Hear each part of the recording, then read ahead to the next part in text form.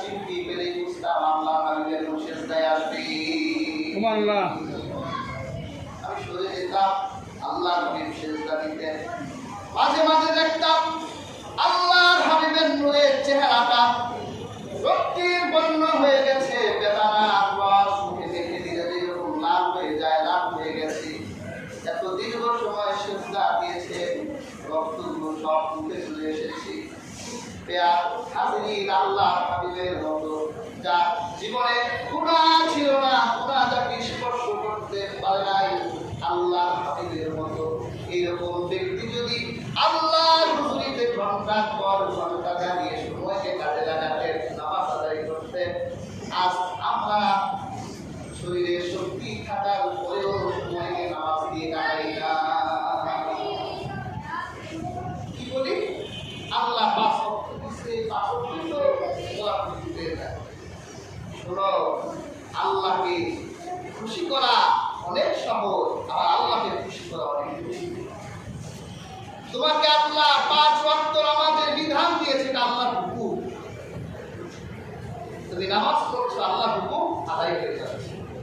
কিন্তু তোমার নিজের থেকে মহামহিম বা রব্বুল ইজ্জতের কুদরতের কদমে তোমার নিজের থেকে কয় রাকাত নামাজ পড়ছো, ওটা তো হুকুম ছিল, হুকুম আদায় করেছো, তোমার সাথে আল্লাহ দায় শেষ হয়ে গেছে।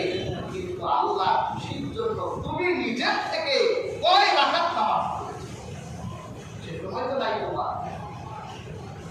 কিন্তু মোবাইল হাতে আসলে ঘন্টার পর ঘন্টা মোবাইল চ্যাটিং হচ্ছে, মেসেঞ্জিং হচ্ছে, সবই হচ্ছে, ওখানে সময়ের অভাব নাই।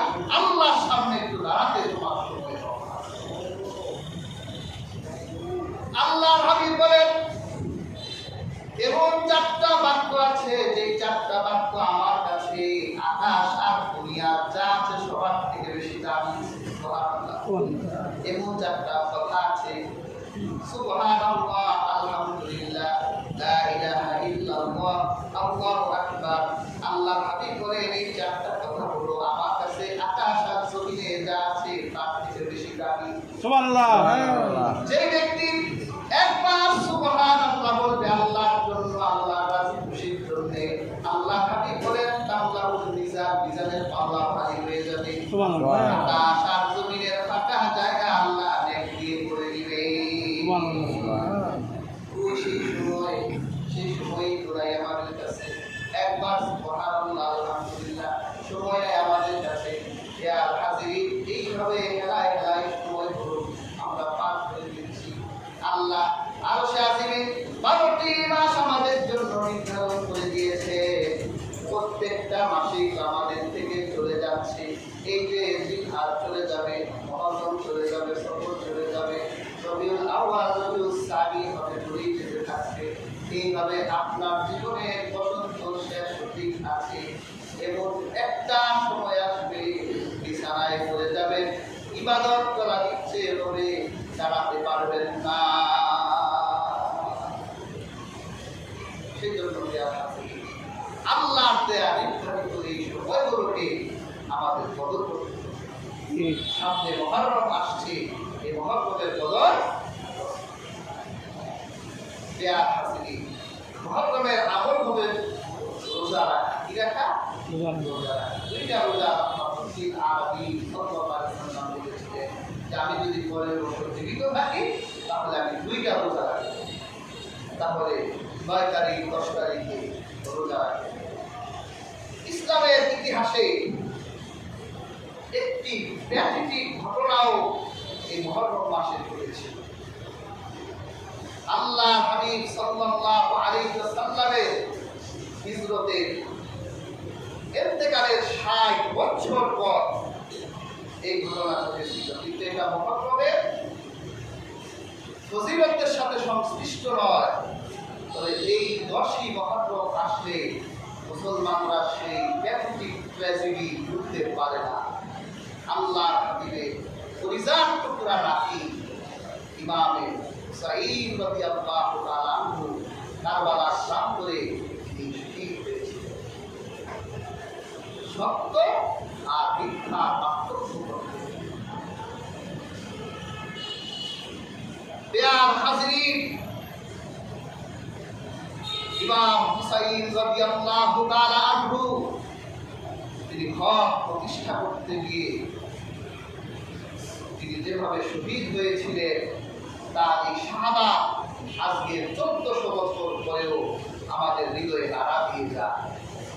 কিন্তু দুঃখের বিষয় হলো তিনি কেন শহীদ হলেন, তার শাহাদাতের উদ্দেশ্য কি ছিল, কি প্রতিষ্ঠা করতে চেয়েছিলেন, সেই শিক্ষা আমরা গ্রহণ করতে পারি। তাজিয়া করি, কান্নাকাটি করি, হায় হাসান আর হায় হুসেন করি, সময় আমরা শেষ করি।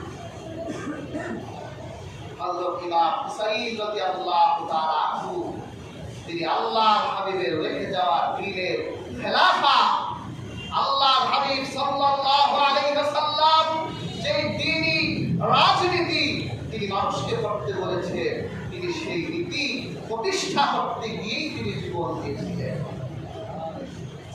আল্লাহর হাবিব সাল্লাল্লাহু আলাইহি ওয়াসাল্লাম যে নাতিকে পৃথিবীর সবচেয়ে বেশি ভালোবাসতেন, আল্লাহর হাবিব যদি বাইরে কোথাও যেতে এই দুই নাতিকে দেখে বের হতে, বাইরে থেকে আবার আসলে দুই নাতিকে দেখে আবার রহমাতুল্লিল আলামিন হয়ে যেতেন। সুবহানাল্লাহ। আল্লাহর হাবিব সাল্লাল্লাহু আলাইহি ওয়াসাল্লামের নূরময় ঠোঁটের চুমু এই দুই নাতির মাথা থেকে পায়ের কোনো জায়গা বাদ ছিল না যেখানে রাসূলুল্লাহ চুমু না দিয়েছিলেন। সুবহানাল্লাহ। যা ইবাদত, যাদের সম্মান কদর সাহাবায়ে কেরাম আকাশের তারার মতো করতে, এইরকম একজন ব্যক্তি আল্লাহর হাবিবের রেখে যাওয়া দ্বীন প্রতিষ্ঠার জন্য যখন কারবালার প্রান্তরে দাঁড়িয়েছিলেন, এইরকম একজন মানুষের গায়ে আঘাত দিতেও তার উদ্ভাবন করেন, একটু তাদের হৃদয় কাটেনি, তার গায়ে আঘাত দিয়েছে, কিন্তু নিজের রাজনীতির আয়েস মেটাবার জন্য সে কে এটা অনেকেই ভাবে না, তার সম্মান কি অনেকেই ভাবে না। অথচ রাসূলুল্লাহ বলেছেন, হে আল্লাহ, যে হাসান আর হুসাইনকে ভালোবাসবে আপনি তাকে ভালোবাসবেন।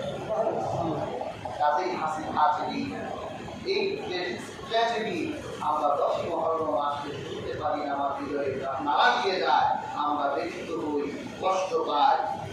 হাজিরি আমরা সেই কারবালার প্রান্ত থেকে শিক্ষা গ্রহণ করে প্রকৃত জাহিদ আমাদের